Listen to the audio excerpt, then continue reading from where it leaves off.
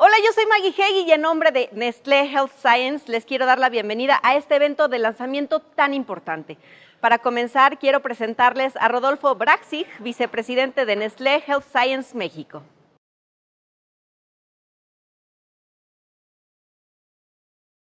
Gracias, Maggie. Bienvenidos sean todos a este lanzamiento tan importante para todos los que formamos parte de este gran equipo de trabajo. El Nestlé Medical Hub, una plataforma educativa creada con evidencia científica para profesionales de la salud. En Nestlé Health Science entendemos la importancia de la educación continua. Es por eso que ofrecemos esta plataforma de libre acceso, que estamos seguros será un aliado para su desarrollo y práctica diaria. Gracias por acompañarnos el día de hoy en esta transmisión donde abordaremos temas muy interesantes sobre la nutrición clínica, de la mano de dos importantes miembros de nuestro Expert Medical Team. Además, no se olviden de quedarse al final de la transmisión, en donde Maggie les explicará cómo podrán ganar un increíble regalo por medio de una encuesta de satisfacción que se les estará compartiendo por el chat al terminar el evento. ¡Bienvenidos!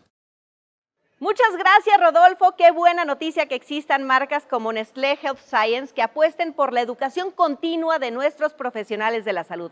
Ahora nos enlazamos hasta Brasil con Mónica Meale, quien es nuestra Regional Business Head y nos dará un mensaje importante sobre Nestlé Medical Hub. Adelante, Mónica.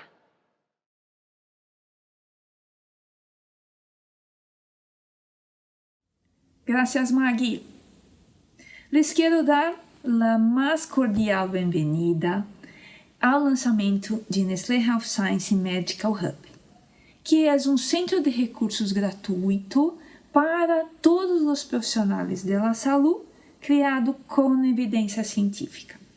Para o equipo de Nestlé Health Science, a educação contínua é a melhor ferramenta que pode oferecer para nossos aliados más importantes, acompañándolos en su práctica diaria y en su desarrollo profesional.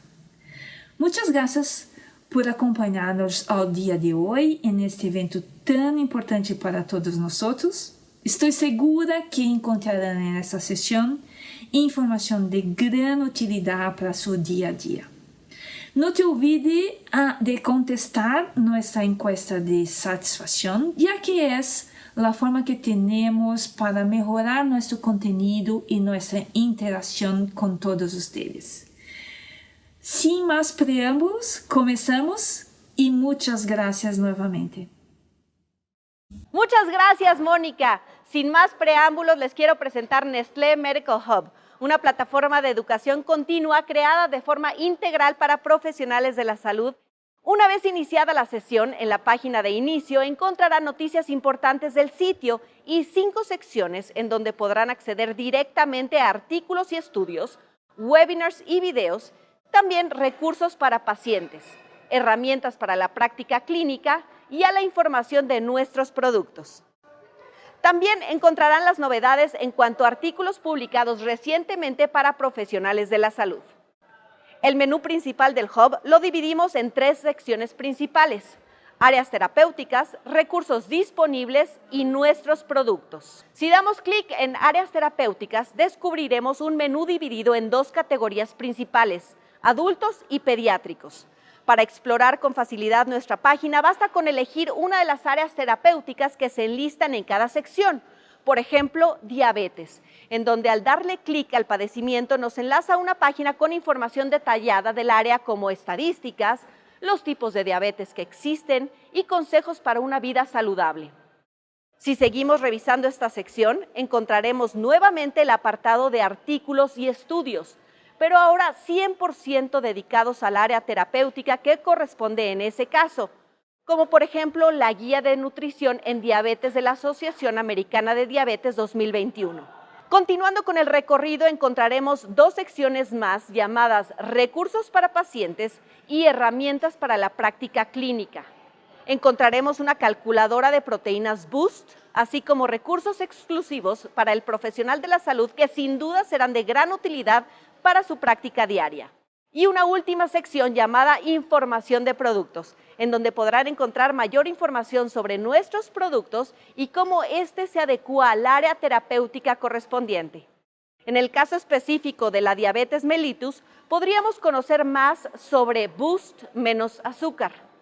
Así podríamos explorar cada una de las secciones divididas por grupo de edad y por padecimiento, lo cual hace a Nestlé Medical Hub una página amable para sus usuarios y muy fácil de recorrer. También en el menú principal, si damos clic en recursos disponibles, se desplegará nuevamente la amplia gama de recursos educativos, incluyendo artículos, publicaciones y webinars.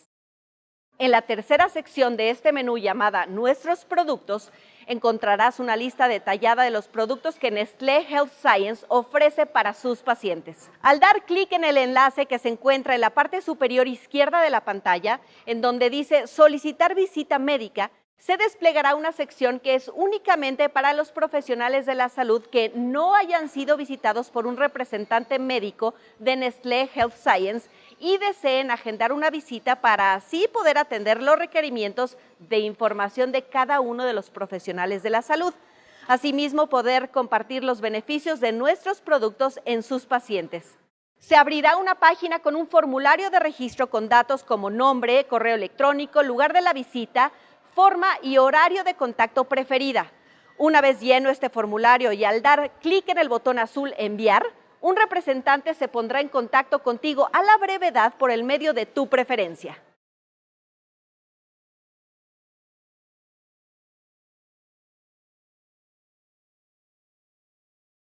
Pasando a la parte científica de nuestro evento, quiero presentarles a uno de nuestros medical experts, el doctor Jorge Chirino Romo, quien es médico especialista en cirugía general por la Universidad La Salle y especialista en nutriología clínica por la UNAM. Tiene un máster en nutrición clínica e interacciones alimento-medicamento por la Universidad de Barcelona. Es secretario del Colegio Mexicano de Nutrición Clínica y Terapia Nutricional. Es profesor titular del curso de posgrado de alta especialidad médica en nutriología clínica de la Universidad La Salle. Tiene un diplomado en metodología de la investigación por la UNAM y otro en nutrición bariátrica por el International Federation of Surgery of Obesity Latin American Chapter. Adelante, doctor Chirino Romo. Gracias, Maggie. Soy el doctor Jorge Chirino Romo, especialista en cirugía general y en nutriología clínica, y vamos a hablar de los avances en el soporte nutricional en adultos. Hoy vamos a tocar un tema de nutrición perioperatoria, de la nutrición en pancreatitis aguda y crónica, de cómo nutrir a los pacientes críticos, ¿no? Darles nutrición enteral temprana, a quiénes van a ser ideal, a los pacientes que vamos a dar fórmulas enterales hidrolizadas, cómo suplementar en casa y algunos puntos para que se lleven a casa. Con respecto a la nutrición perioperatoria, hay que tomar en cuenta que casi 2 de cada 3 pacientes, o sea, hasta un 60% de los pacientes que se encuentran programados para una cirugía electiva, van a estar en riesgo de desnutrición. Para estos pacientes, el tamizaje ideal, según los expertos, el comité de expertos de ESPEN, es el NRS 2002. La Sociedad Americana de Recuperación Mejorada y la Iniciativa de Calidad Perioperatoria van a recomendar el uso del PONS, que es el Perioperative Nutrition Screen. Este PONS tiene 3 puntos clave. Uno que es el índice de masa corporal. Si tú tienes un índice de masa corporal menos de 18.5 o menos de 20 si eres mayor de 65 años, ese es un punto positivo. Si has tenido una pérdida de peso mayor del 10% en los últimos 6 meses, o si se ha modificado tu ingesta y ha disminuido en menos del 50% de lo que sueles comer, es un punto positivo. Puedes tener alguno de estos positivos o tener una albúmina sérica menor de 3. Eso es una alerta de que tu paciente está en riesgo de desnutrición y hay que intervenir. La suplementación oral en los pacientes quirúrgicos ha demostrado reducir las complicaciones en más del 30%, ¿no? Hasta en un 35%. Y además de todo, ahorra costos. La nutrición enteral temprana nos referimos en las primeras 24 horas de la cirugía. Se ha demostrado que esto reduce la mortalidad, reduce las complicaciones en cirugía colorectal, tienes menos días de estancia intrahospitalaria, no aumenta el riesgo de la fuga anastomótica, cosa terriblemente temida por muchos cirujanos. Al contrario, favorece la creación de una anastomosis más fuerte. ¿Por qué? Porque aumenta la resistencia a la presión de la misma anastomosis y aumenta el contenido de colágeno. Este es el algoritmo que recomienda la Sociedad Americana. Si tenemos, por ejemplo, del lado izquierdo, van a ver paciente con bajo riesgo. Tenemos un paciente que se encuentra programado para cirugía, se le realiza el punch. Si el punch sale negativo, este paciente tiene un riesgo bajo de desnutrición, pero ellos recomiendan, a pesar de eso, dar 5 días antes inmunonutrición y 7 días después de la cirugía continuar con esta inmunonutrición. Del lado derecho, paciente con alto riesgo, quiere decir que tiene un punch positivo o una albúmina sérica menor de 3. Con ellos se debe realizar una evaluación nutricional formal y darle seguimiento por lo menos un mes antes con visitas telefónicas, ver que suban de peso, ver que todo vaya el paciente nutriéndose de forma adecuada para poder realizar la cirugía. Nutrición en pancreatitis aguda y crónica. ¿Qué pasa con estos pacientes? Los pacientes deben considerarse en riesgo de desnutrición moderado o alto. El tamizaje que recomendamos para estos pacientes con pancreatitis aguda leve o moderada es el NRS 2002. Para los que tienen pancreatitis aguda severa, todos se consideran con riesgo nutricional. Basta de mitos de que había que dejar en ayuno al paciente con pancreatitis. Debemos iniciar con la vía oral, de preferencia, salvo que haya dolor. No debemos esperar a que normalicen las enzimas pancreáticas.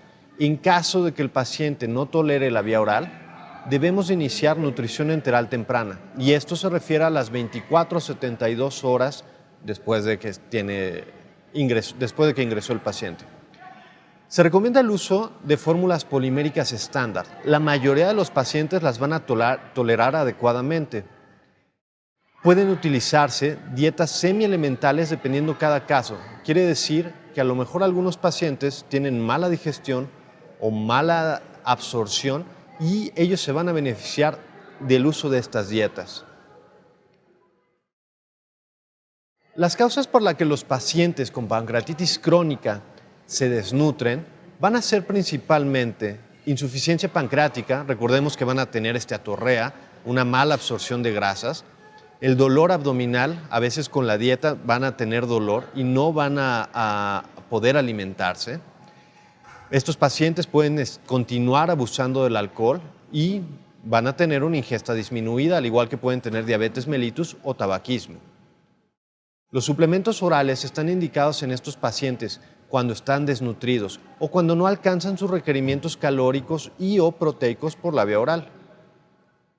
También podemos usar las fórmulas semielementales con triglicéridos de cadena media, ya que estos no van a estimular la secreción de colecistocinina, no requieren el uso de enzimas pancreáticas ni de bilis, ni requieren carnitina para entrar a la mitocondria. Son toleradas mucho mejor que las otras. Nutrición enteral temprana en pacientes críticos. ¿Qué pasa con estos pacientes? Hay que recordar que tienen un gran estrés catabólico y una respuesta inflamatoria sistémica bastante importante, y esto puede alterar la morfología y la función del tracto gastrointestinal. Hasta un 60% de los pacientes que se encuentran en una unidad de terapia intensiva pueden presentar alteraciones en la motilidad intestinal, en la digestión o en la absorción de nutrientes. Se ha demostrado que los pacientes que pueden tener en la primera semana de estancia en la UTI alguna de estas alteraciones, 3 o más, tienen mayor mortalidad en los primeros 28 días. Estas alteraciones se pueden traducir en una intolerancia de la nutrición enteral. Y esta intolerancia a la nutrición enteral tiene una prevalencia hasta del 75%. Y esto lo podemos ver cuando hay un gran residuo gástrico al utilizar la nutrición, hay una dilatación intestinal importante, puede haber hilio o puede haber diarrea. El tamizaje ideal con estos pacientes es el Nutrix Score. Para el cálculo de sus requerimientos nutricionales, idealmente vamos a utilizar la calorimetría indirecta. El aporte calórico debe ser de forma gradual. Hay que recordar que en la fase aguda no debemos sobrepasar el 70% de sus requerimientos. Hay que irlos incrementando poco a poco según lo vaya tolerando el paciente. Según las guías de ESPEN de terapia intensiva, el aporte proteico recomendado es de 1.3 gramos por kilogramo de peso día, y este debe de aumentarse de forma progresiva, pudiendo a lo mejor en la fase aguda, en el 1 o segundo día, dar entre 0.6 a 0.8 y de esta forma ir subiendo hasta a lo mejor en el día 7 llegar a 2 gramos por kilo de peso o 2.5 dependiendo del caso. Para favorecer la tolerancia a la nutrición enteral, es posible utilizar fórmulas enterales semielementales con proteínas hidrolizadas. Aquí se dan una mezcla de aminoácidos libres, de péptidos, de oligopéptidos y polipéptidos que se van a absorber mucho mejor y van a beneficiar a nuestros pacientes. ¿Qué otros beneficios tiene el uso de estas fórmulas? Son mejor toleradas, tienen muy buenos niveles proteicos, mejoran los niveles proteicos séricos, hay una disminución en la incidencia de la diarrea del paciente y generalmente tienen menor volumen residual gástrico. ¿Qué tipo de pacientes van a requerir el uso de fórmulas enterales hidrolizadas? Los pacientes principalmente que se van a beneficiar del uso de estas fórmulas son los pacientes que tienen, por ejemplo, falla intestinal. Recordar que la falla intestinal es cuando ese intestino es insuficiente para la absorción de nutrientes o líquidos y electrolitos y hay que suplementar. Para pancreatitis aguda, crónica, pacientes post-pancreatectomizados, fístulas enterocutáneas, pacientes críticos que tienen, ya vimos, múltiples alteraciones gastrointestinales o enfermedad inflamatoria intestinal activa. ¿Qué pacientes vamos a suplementar en casa? Pues va a depender de las necesidades de cada uno de estos pacientes. Debemos individualizar el tratamiento de cada uno de ellos. Por ejemplo, un paciente que tiene diarrea o estreñimiento se va a beneficiar del uso de fórmulas que contengan fibra, de preferencia fibra soluble, y un ejemplo puede ser la goma guar. Pacientes con diabetes se van a beneficiar de fórmulas con bajo aporte de azúcares o que estos carbohidratos sean de absorción lenta tipo maltodextrinas y que además contengan fibra. Pacientes que no tengan diabetes, no tengan diarrea, pacientes básicamente sanos pero que requieren un aporte calórico o proteico, se benefician del uso de una dieta polimérica estándar. Puntos para llevar a casa. Hay que recordar, cada paciente hay que individualizarlo y ver qué necesidades tiene. Casi seguro vamos a encontrar que hay una fórmula en la presentación ideal con el sabor adecuado que va a requerir nuestro paciente. Otro punto que siempre les digo es, prueben también ustedes las fórmulas. Es más fácil poder recomendar una fórmula si ya sabes a qué sabe, ¿no? Qué sabor tiene o qué presentación, cómo se va a mezclar algún caseinato de calcio a un puré de papa, alguna sopa, alguna crema. Es mucho más sencillo. Y recordar por último que suplementar a los pacientes es seguro, es fácil de hacer y va a representar gran beneficio para nuestros pacientes. Aquí les dejo la bibliografía que la pueden checar más tarde. Muchas gracias.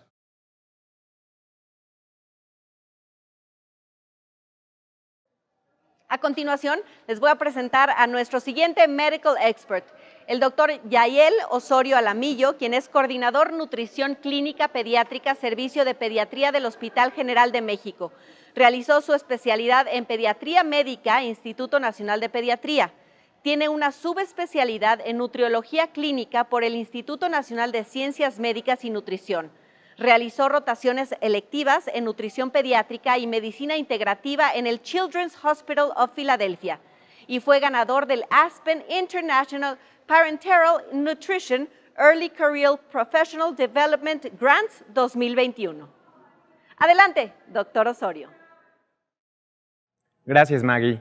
El día de hoy les voy a platicar un poquito acerca de los avances en el soporte nutricional pediátrico y de adultos. Soy el doctor Yael Osorio Alamillo, médico pediatra, especialista en nutrición clínica pediátrica, y vamos a empezar. Entonces, parte de los objetivos de aprendizaje del día de hoy es definir Fast Track en nutrición pediátrica, describir cuál es el manejo nutricional en los pacientes pediátricos con pancreatitis, entender la importancia de nutrición enteral temprana en todos los pacientes críticos, describir el uso de de fórmulas basadas en péptidos en pacientes pediátricos, describir beneficios de suplementación en casa y describir indicaciones de suplementación en alergia a la proteína de la leche de vaca. Entonces, empezando con el primer tema, que es Fast Track en nutrición pediátrica, muchos de ustedes lo van a conocer como ERAS, por el acrónimo de Enhanced Recovery After Surgery. Este tipo de protocolos comprenden todo el manejo perioperatorio para disminuir la estancia hospitalaria, disminuir la respuesta metabólica al estrés, disminuir el dolor en el paciente posoperado y disminuir las complicaciones posoperatorias. Actualmente, en el área pediátrica, contamos con protocolos Fast Track en muchos procedimientos abdominales, procedimientos urogenitales, torácicos, neonatología. Básicamente los objetivos de este tipo de protocolos es disminuir las complicaciones, disminuir las infecciones, disminuir el número de readmisiones de los pacientes pediátricos al hospital, acortar la estancia hospitalaria, menor número de reintervenciones y algo que también es muy importante, disminuir los costos hospitalarios de un paciente pediátrico. Entonces, antes de platicar acerca del Fast Track, me gustaría comentarles o contarles qué es lo que pasa alrededor de una cirugía. En general tenemos que ser muy conscientes que la mayoría de los niños y de los adultos que ingresan a un hospital ya van a presentar un déficit o una alteración en su estado nutricional. Y entonces vean ustedes cómo del 40 al 50% de los niños que están hospitalizados ya van a tener desnutrición antes de ser operados. Obviamente, a su ingreso lo que tendremos que estar haciendo es tamizar su riesgo nutricional, evaluar si tienen riesgo o si están desnutridos como tal y seleccionar el tamizaje especial que queramos dependiendo del tipo de patología. Para esto está el STAMP, está Strong Kids, valoración global subjetiva pediátrica. Entonces tenemos múltiples opciones para realizar un tamizaje y para evaluar qué es lo que necesita nuestro paciente. Posterior al procedimiento quirúrgico, todos nuestros pacientes van a entrar en un estado catabólico en el cual van a incrementar los requerimientos de proteína y de energía. Y básicamente esto, si no se trata y si no se le da un adecuado soporte nutricional, va a haber un incremento de infecciones, alteraciones en la cicatrización, alteraciones en el crecimiento o en el sobrecrecimiento bacteriano intraluminal y alteraciones en la absorción gastrointestinal. Que todo esto lo podríamos prevenir si hacemos un adecuado tamizaje, una adecuada evaluación nutricional y en el caso necesario suplementemos ya sea por vía oral o por vía parenteral o por vía enteral, dependiendo de las necesidades clínicas de cada uno de nuestros pacientes. En la siguiente diapositiva les voy a contar un poquito acerca de los extremos de la vida y cómo los protocolos ERA se pueden aplicar desde una mujer embarazada hasta como un bebé recién nacido.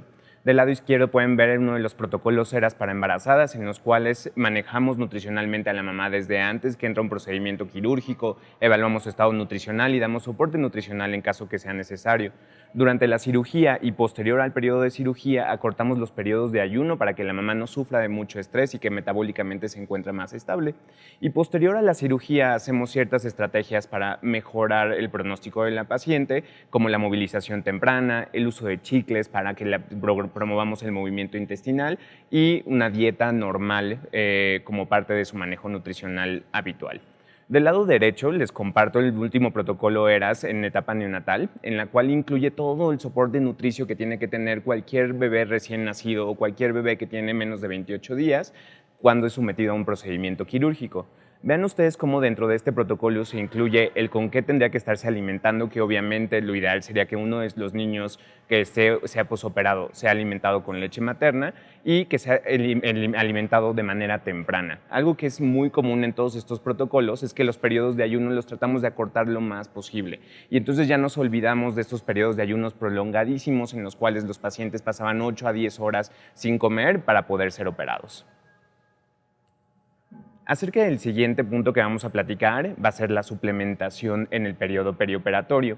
Y algo que quiero que evalúen es que cómo esta suplementación va a tener beneficios tanto a nivel prequirúrgico, durante la cirugía y a nivel postquirúrgico. Si nosotros damos una adecuada suplementación, ya sea con cargas de glucosa tempranas o probablemente con un adecuado soporte nutricional preoperatorio, las glucosas de nuestro paciente van a estar más estables, probablemente van a requerir menos manejos nutricionales y menos manejos médicos y por lo tanto esto va a mejorar el pronóstico. Asimismo, se ha visto que en aquellos pacientes que van a ser operados existen múltiples beneficios de diferir la cirugía para el soporte nutricional. Habitualmente lo hacemos de 7 a 10 días previo a un procedimiento quirúrgico y de esa manera disminuimos la probabilidad de que ese paciente se complique o de que haya algún riesgo de que dure más hospitalizado. ¿Por qué suplementar en el periodo preoperatorio?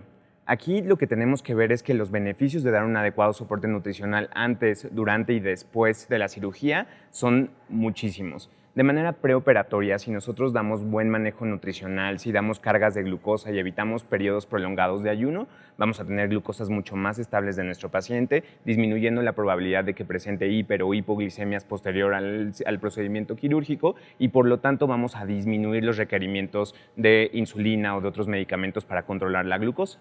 Asimismo, se ha visto que existen muchos beneficios de diferir la cirugía para soporte nutricional en todos los pacientes que tengan un procedimiento quirúrgico programado y que se encuentran desnutridos al momento de la evaluación.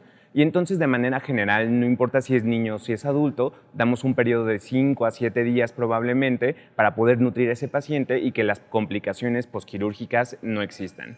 Durante la cirugía tendríamos que también estar evaluando si va a requerir suplementación oral temprana o si va a requerir suplementación enteral temprana. Y algo que se ha visto con la alimentación enteral temprana es que disminuye mucho las complicaciones inmediatas y aparte disminuye la estancia hospitalaria. Acerca del manejo posquirúrgico, del por qué tendríamos que estar movilizando temprano a nuestro paciente, alimentándolo de manera temprana, con probablemente suplementos o con una dieta específica para la patología, se ha visto que también esto mejora en acortar los periodos de estancia hospitalaria y asimismo disminuye las complicaciones infecciosas. El siguiente punto que vamos a platicar es el manejo nutricional en pancreatitis. Como ustedes saben, habitualmente manejamos la pancreatitis con ayuno y esa era la indicación que se hacía en la mayoría de los hospitales de cualquier paciente pediátrico o adulto que estuviera cursando con un procedimiento o con un evento de pancreatitis. Sin embargo, algo que se ha visto es que esto ya no sirve de nada, que esto de suprimir la secreción pancreática en realidad no va a mejorar el pronóstico nutricional, sino por lo contrario va a afectar todo este proceso inflamatorio de la pancreatitis. Los estudios clínicos más recientes han demostrado que el ayuno no solamente es dañino, sino que incrementa el riesgo de complicaciones infecciosas. Por lo tanto, un paciente con pancreatitis que tiene ayuno por periodos prolongados tiene mucho mayor riesgo de incrementar su morbilidad y su mortalidad. Del lado derecho les comparto una tabla de evidencias en la que tenemos todos los datos de la mayoría de las asociaciones internacionales de gastroenterología y nutrición pediátrica, en las cuales podemos ver cómo todas sugieren una alimentación temprana y dejar como la nutrición parenteral como una última herramienta solamente para aquellos pacientes que no están tolerando de manera adecuada la suplementación enteral. En esta pantalla vemos las últimas guías de la ESPGHAN y vemos cómo divide el manejo nutricional dependiendo si es una pancreatitis aguda o una pancreatitis crónica. En general, algo que tendremos que saber es que la suplementación tendría que empezar en las primeras 72 horas posterior a que el paciente ingresa al hospital o que está en una unidad de cuidados intensivos. La administración tendría que ser oral, pero si el paciente por alguna razón no está tolerando bien el alimento, lo podemos administrar de manera gástrica y no siempre tiene que ser con una sonda con avance yeyunal como previamente se hacía.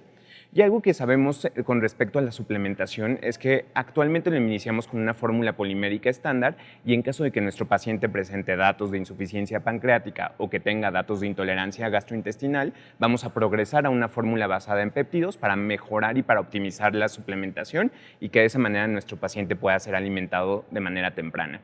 Y un punto final acerca de la pancreatitis es que no existe evidencia para dietas bajas en grasa, por lo tanto ya el dejar a los pacientes con dietas hipograsas o nulas en grasa cuando están cursando con un paciente por procedimiento o con un proceso de pancreatitis ya no sirve en absoluto. El siguiente punto que vamos a platicar es la nutrición enteral temprana en paciente crítico. Y este también es uno de los paradigmas que han cambiado mucho, ya que previamente todo paciente que estaba en una unidad de cuidados intensivos sufría de periodos prolongados, muchas veces por arriba de 7 días en periodos de ayuno. Entonces, algo que tenemos que saber es que la alimentación enteral siempre va a ser la primera opción en paciente crítico y no vamos a utilizar nutrición parenteral a menos que cumplan ciertos criterios nuestros pacientes. Algo que tenemos que tener súper claro es que la nutrición enteral es segura y benéfica y que una de las recomendaciones actuales de todas las guías internacionales es que una vez que un paciente entre a una unidad de cuidados intensivos tiene que ser alimentado durante las primeras 48 horas de vida si su sistema y su estado hemodinámico lo permite.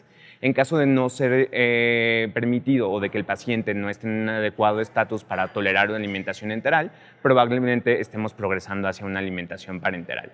Otro punto que tenemos que tener en cuenta cuando estamos alimentando a un paciente en una unidad de cuidados intensivos es que tenemos que tratar de alcanzar al menos 2/3 partes de sus requerimientos energéticos y proteicos durante la primera semana. Y algo que no se ha visto es que el alcanzar estas metas se asocia a mejores desenlaces en nuestros pacientes críticos. Otro punto y otros beneficios que hemos visto en la nutrición enteral temprana es que disminuye el riesgo de infecciones, disminuye la estancia hospitalaria y por lo tanto mejora la antropometría de nuestro paciente y no hay una diferencia en realidad si lo infundimos de manera continua o en bolos.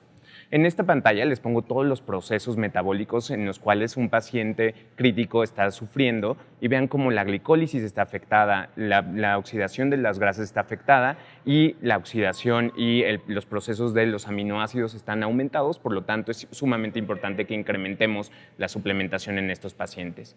Acerca de la suplementación oral, tienen que saber que hay ciertas indicaciones como la desnutrición, riesgo de desnutrición, la ingesta calórica inadecuada, la enfermedad sistémica que incrementa el catabolismo y la nutrición temprana postquirúrgica que tendríamos que tener en cuenta en todos estos pacientes. La suplementación siempre va a disminuir la permeabilidad intestinal, por lo tanto va a disminuir las probabilidades de complicaciones infecciosas, va a mejorar las funciones endocrinológicas y además va a optimizar el sistema inmunológico y endocrinológico. Acerca de los suplementos, algo que quiero ver en general con ustedes es que en la nutrición enteral vamos a tener muchos tipos de suplementos. Tenemos suplementos dependiendo de la presentación en formas líquidas, pudding, polvo o en módulos nutricionales y dependiendo de la enfermedad vamos a tener fórmulas estándar o fórmulas especializadas que van a depender de la patología para la cual estemos utilizando la selección de este tipo de fórmulas. Y por último, con respecto a la concentración y a la hidrólisis de las proteínas, tenemos que tener en cuenta que tenemos fórmulas semielementales y fórmulas elementales e hidrolizados de proteínas parciales que también nos pueden ayudar a optimizar y a mejorar la tolerancia. Acerca de los usos pediátricos de fórmulas basadas en péptidos, les puedo comentar que existen múltiples evidencias a nivel internacional de que hay muchas patologías como las que les comparto en la pantalla que se ven beneficiadas de este tipo de suplementos cuando el paciente requiere soporte nutricional. Por lo tanto, siempre que estemos dando un soporte en este tipo de pacientes, tenemos que tomar en cuenta que estas herramientas nos pueden ayudar a optimizar su manejo. Acerca de las características de las fórmulas basadas en péptidos, tenemos que dividir estas fórmulas como fórmulas hidrolizadas o fórmulas en dipéptidos, tripéptidos o aminoácidos libres. Todos los péptidos de más de 3 aminoácidos requieren una hidrolización para absorberse y es por eso que estas fórmulas basadas en péptidos nos ahorran un paso digestivo y de esa manera mejoran la absorción y mejoran la tolerancia en nuestros pacientes. Además, la mayoría de estas fórmulas van a contener triglicéridos de cadena media que se ha visto que facilitan la digestión y además ayudan a la absorción de las grasas. Nuestro último punto va a ser acerca de la alergia a la proteína de la leche de vaca. Como ustedes saben, la frecuencia de la alergia a la proteína va por arriba del 5 al 10% en ciertas poblaciones. Algo que tenemos que tomar en cuenta es que existen múltiples pruebas diagnósticas, sin embargo, el gold standard a nivel mundial del diagnóstico de alergia a la proteína de la leche de vaca va a ser el reto oral doble ciego controlado. Entonces, siempre tenemos que tomar en cuenta que el procedimiento ideal para llegar a ese diagnóstico tendría que ser esto. Acerca de la suplementación en la alergia, vamos a tener básicamente 2 tipos de familias de suplementos que vamos a utilizar. Y vean ustedes en esta tabla cómo dependiendo de la presentación clínica y dependiendo de la guía, ya sea Dragma, las guías británicas o las guías europeas, vamos a utilizar fórmulas hidrolizadas o aminoacídicas dependiendo de la patología. Y entonces, cuando nuestro paciente tiene de manera de presentación una anafilaxia, siempre vamos a empezar con fórmulas aminoacídicas, asimismo en una esofagitis eosinofílica y en el resto de las presentaciones vamos a utilizar hidrolizados extensos que nos permitan alimentar a nuestro paciente con una mejor tolerancia y sin los riesgos de la proteína de la leche de vaca. Como conclusiones, el soporte nutricional optimiza el manejo médico y quirúrgico en múltiples patologías como lo pudimos ver el día de hoy.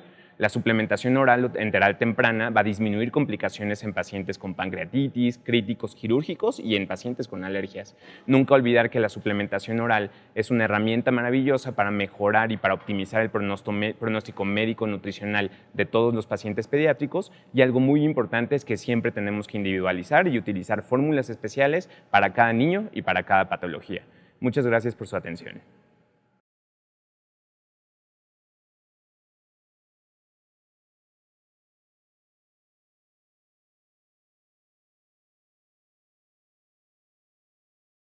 Y ya estamos en la sección de preguntas y respuestas con nuestra sana distancia, doctor Osorio, doctor Chirino, y son diferentes preguntas de diferentes temas. La primera es, ¿cuál creen que es la importancia de una plataforma de educación continua? ¿Quién quiere empezar? Creo que la educación es la mejor herramienta para mejorar la calidad nutricional y de atención médica en los niños y en los adultos. Entonces el Internet nos permite esta opción de poder llegar a todas las esquinas del mundo con un solo clic y poder mejorar toda esta atención. Claro. Exacto, actualmente hay tanta información y que la puedes tener en una plataforma y tener acceso en el momento que tengas libre para poder hacerlo es una maravilla. Y sobre todo con información fidedigna, ¿no? Exacto, basada en ciencia. Exactamente. La segunda pregunta es, ¿cuáles son las grandes diferencias entre el manejo nutricional en pancreatitis, por ejemplo, en niños y en adultos? Algo que se creía antes es que el ayuno era el mejor tratamiento de una pancreatitis. Sin embargo, algo que hemos visto es que la alimentación sana y adecuada para una pancreatitis puede incluso mejorar el pronóstico de una pancreatitis. Entonces, dependiendo de la edad del niño, en mi caso, vamos a seleccionar el alimento, leche materna en menores de 2 años o alimentos o suplementos especiales para niños más grandes, y esto nos puede inclusive mejorar el pronóstico de disminuir las estancias hospitalarias o disminuir las infecciones. ¿Y en adultos? Exacto. Justamente se dejaba también a los adultos todo el tiempo en ayuno y se podía pasar una semana completa cuando el paciente ya se ha demostrado que esto lo desnutre. Entonces, ahora hay que darles vía oral. Si por algo no lo toleran, se utiliza nutrición enteral y ya en última instancia nutrición parenteral. Perfecto. Siguiente pregunta es, ¿cuáles son los beneficios de nutrir a un paciente gravemente enfermo de manera temprana? Cuando hablamos de una enfermedad grave, todo nuestro metabolismo está alterado y también nuestro metabolismo necesita energía para llevar todo este proceso de una infección, de un traumatismo, de un accidente. Entonces, si esa energía la anulamos y lo dejamos en ayuno, puede complicar toda la situación. Y está ahí la importancia de que no importa si es a través de la boca o a través de una sonda, a todos los niños o a todos los adultos que están en una terapia intensiva tienen que alimentarse de alguna manera. El paciente grave, el paciente crítico, es el paciente que va a estar muy inflamado, con mucho estrés, con grandes pérdidas de músculo. Y lo que siempre les trato de recordar es que el corazón es un músculo, los músculos de la respiración también bajan y eso hace que sea más complicado extubar a un paciente o que se beneficie de poder salir de una terapia. Ok. Siguiente pregunta. Cuando un paciente se va a casa, ¿cómo podemos continuar nutriéndolo de una manera correcta? Lo primero que tenemos que hacer es evaluar a ese paciente, si está comiendo bien, si está tolerando bien un alimento, si necesita una dieta especial, si necesita algún suplemento o solo proteína, y ya a partir de ahí mandar un plan a casa y estar vigilando en casa que todo continúe hacia la mejoría. Totalmente de acuerdo. Lo primero, como bien dijo el doctor, es ver cuál es el plan con ese paciente y de ahí qué es lo que le hace falta. Si le hace falta proteínas, podemos dar un módulo proteico. Si hacen falta calorías y proteínas, ya damos a lo mejor algún otro tipo de suplemento. Siguiente pregunta. ¿Qué pasa cuando un paciente no tolera una fórmula polimérica? ¿Qué otros tipos de suplementos existen? Comenzamos contigo. Ok, cuando un paciente no tolera la dieta polimérica, lo primero es averiguar por qué. Puede ser porque no tiene un buen movimiento del intestino, del estómago, no tiene una digestión apropiada o una absorción apropiada y para esto podemos utilizar las fórmulas semielementales. Quiere decir que están predigeridas los nutrientes. En vez de dar una proteína completa, damos péptidos. En vez de dar una grasa saturada, damos grasas especiales más pequeñitas, digamos, que se absorben más fácilmente. Así es, lo maravilloso de la ciencia actual es que nos ha permitido progresar los suplementos nutricionales de tal manera que si un paciente no está absorbiendo bien una proteína, una grasa o un azúcar, esto se puede modificar científicamente y suplementar a través de algo artificial que lo va a nutrir de manera perfecta. Siguiente pregunta. ¿Cuándo utilizar fórmulas hidrolizadas? Aquí vamos a tener que dividir mucho entre niños y adultos. Ok, empezamos con niños. Entonces, con respecto al tema de niños, las hidrolizadas vamos a tener distintos grados de hidrólisis, hidrolizados parciales e hidrolizados extensos. Los hidrolizados parciales habitualmente las vamos a utilizar para niños con cólico, con malestar gastrointestinal, y los hidrolizados extensos los vamos a utilizar para niños con alergia a la proteína de la leche de vaca o para esofagitis eosinofílica, que son dos patologías muy frecuentes en el niño pediátrico. Aparte vamos a tener otro tipo de fórmulas que van a ser fórmulas aminoacídicas que van a estar indicadas en niños con alergias más severas, con intestinos cortos, con mala absorción intestinal, que les van a permitir nutrirse de manera correcta durante los primeros años de vida. ¿Y para los adultos? En adultos básicamente manejamos una dieta hidrolizada o semielemental, la cual tiene igual proteína predigerida, usamos polipéptidos, oligopéptidos y triglicéridos de cadena media, además de, en vez de azúcares típicos, se usan maltodextrinas que son de lenta absorción y se absorbe mucho mejor este tipo de nutrientes. Entonces, el paciente que tiene alterado algo, ya sea en la digestión, en movimiento o algo, lo va a poder tolerar mucho mejor. Ok. ¿Qué suplementos utilizan en un paciente diabético? Ahí, los pacientes diabéticos se van a beneficiar de suplementos que tengan bajo aporte de azúcar. Y si van a tener azúcar, lo que se va a recomendar es que sea un tipo de carbohidrato de lenta absorción para que no tengan picos de glucosa alta y picos de insulina. En el caso de los niños tendríamos que diferenciar si es más diabetes tipo 1, que mucha gente la conoce como diabetes juvenil, que habitualmente este tipo de diabetes no va a necesitar suplementación, y la diabetes tipo 2, que cada vez por el sobrepeso y la obesidad en los niños lo estamos viendo de manera más frecuente. Actualmente el manejo nutricional ya lo enfocamos más hacia una dieta balanceada, hacia mantener a un niño activo físicamente y no tanto hacia bajar todos los azúcares, como antes pensábamos que era quitar el azúcar y que los niños comieran solamente proteína y grasas. Muchas gracias, doctor Chirino, gracias, doctor Osorio, por esta interesante sección de preguntas y respuestas y por habernos acompañado el día de hoy en este día de lanzamiento de Nestlé Medical Hub. Y para terminar nuestra transmisión, una sorpresa que el equipo de Nestlé Health Science México tiene preparada para todos ustedes que nos acompañaron durante todo el evento. En el chat van a recibir una encuesta de satisfacción que les pedimos responder para poder ganar una increíble sorpresa personalizada. En nombre de Nestlé Health Science, muchas gracias por habernos acompañado el día de hoy. Soy Maggie Heggie y un placer haber estado con todos ustedes y con ustedes. Hasta la próxima.